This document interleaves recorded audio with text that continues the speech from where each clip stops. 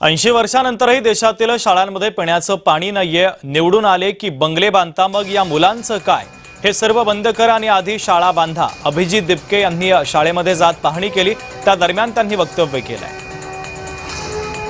सीजेपीचे संस्थापक अभिजित दिपके यांच्याकडनं संतूक पिंपरी येथील जिल्हा परिषद शाळेची पाहणी करण्यात आली। शाळेच्या पाहणी दरम्यान विद्यार्थ्यांच्या वर्गातील खिडक्या फुटलेल्या असल्याचं त्यांच्या निदर्शनास आलं। तसंच शाळेतील शौचालयाची देखील अवस्था अत्यंत खराब असल्याचं समोर आलं।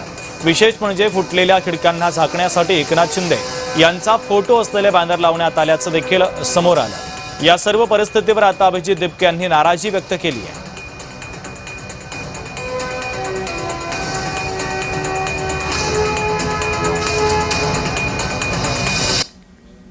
जी स्थिती पाहून वाटते की 80 वर्ष झाले देशाला स्वतंत्र होऊन, 80 वर्षानंतरही देशातल्या गावांची ही अवस्था आहे, माझ्या स्वतःच्या गावाची ही अवस्था आहे।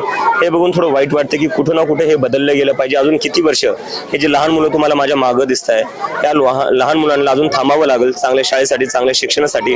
कुठे ना कुठे या मुलांच्या ज्या शिक्षणाकडे ते दुर्लक्ष झालेलं आहे आणि 80 वर्ष ज्या देशाला स्वतंत्र होऊन होत आहेत त्या देशात असं नाही झालं पाहिजे।